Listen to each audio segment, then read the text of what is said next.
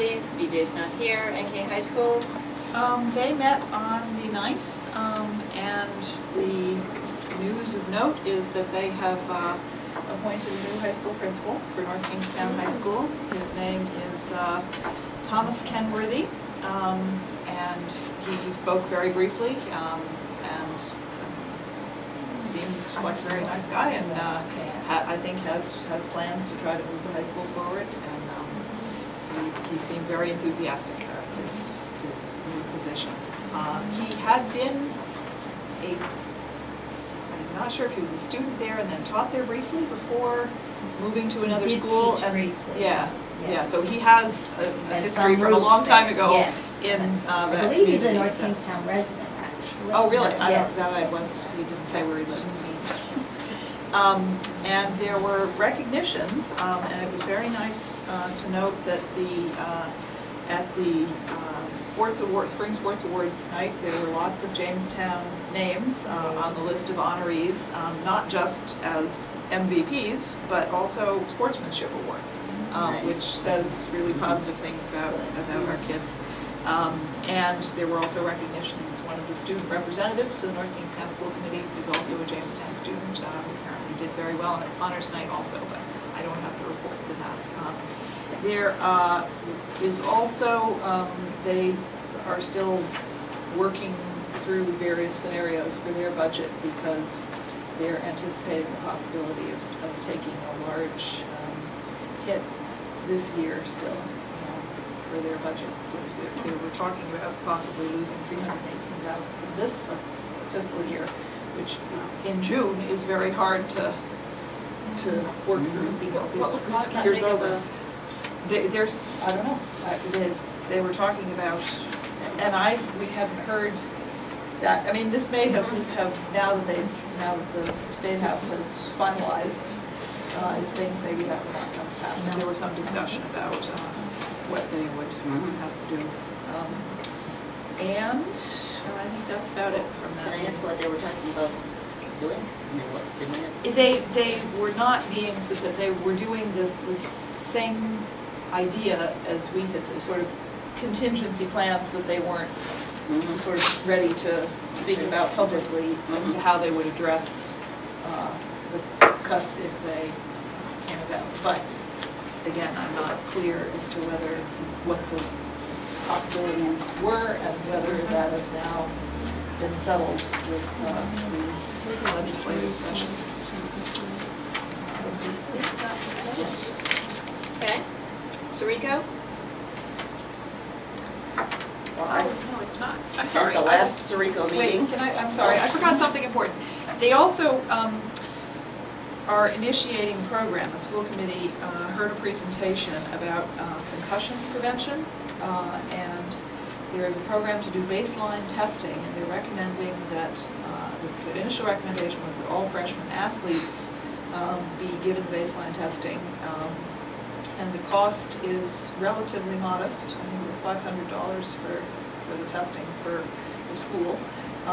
And then the school committee, after some discussion, suggested that it might be a good idea to do it for all incoming students, because very often the school nurse gave a presentation about how she had seen a student who ended up being diagnosed with a pretty serious concussion after having injured himself at home over the weekend. And then it was 3 days later, and he had some manifestations of the concussion at school and was in the hospital. So the suggestion was being made that kids can hurt themselves in school, on the sports field, and wherever. And the interesting presentation, and they were talking about possibly expanding it to their middle schools in North Kingstown too. So I would like to leave some information, and maybe that's something we could investigate, whether we have an interest in trying to do some concussion, head injury prevention here too. Thank you, Jan. Sarico? Sarico Board of Directors met,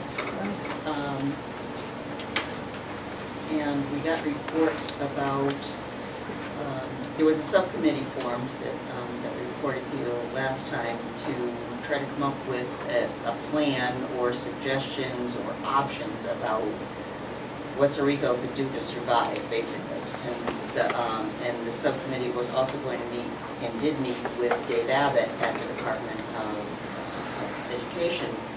What the subcommittee decided was that they shouldn't just go to RIDE and ask for money. So they came up with a plan of how Sarico could be of service to RIDE, and that was very well received. They discussed all of the initiatives that are proposed as part of the BEP, whether the grant comes in or not, that RIDE isn't going to be able to manage all of that themselves, and that Sarico would be willing to take on portions of it, use it, especially if the Race for the Top money comes in. If the collaborative districts pool 50% of whatever the districts receive. We're not receiving very much at all, so it's easy to vote yes for that. Right.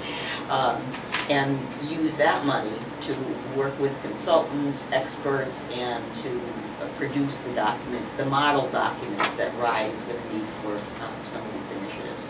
So it was a very positive meeting. The vote was 1 nay, and I don't know if there was one district not there. South Kingstown wasn't there, so it must have been 7 yes, 1 no. And that is what we would do going forward. So. And what did they decide on the building? Are they going to keep the building? They're going to keep the building.